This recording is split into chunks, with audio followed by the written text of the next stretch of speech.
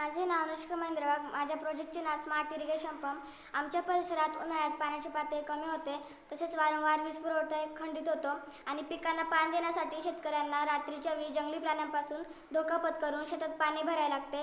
परंतु बरेच शेतकरी आपल्या शेतात पाणी चालू करून झोपण्यासाठी निघून जातात, पण रात्रीच्या विहिरीच्या पाण्याची पातळी न समजल्यामुळे पाण्याचा पंप मोकळा फिरून पंपाचे संभाव्य नुकसान होते.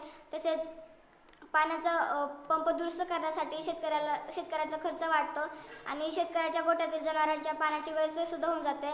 म्हणून आम्ही या समस्या सोडवण्यासाठी 5W1 या प्रोसेसचा वापर करून एक उपाय तयार केला. यासाठी आम्ही distance sensor buzzer water pump वापरला. जेव्हा पाण्याची पातळी धोकादायक क्षण ओलांडते तेव्हा सेन्सर आपल्या संगणकाला सिग्नल पाठवतो व त्यानंतर संगणक ऑटोमॅटिकली पाण्याचा पंप बंद करतो.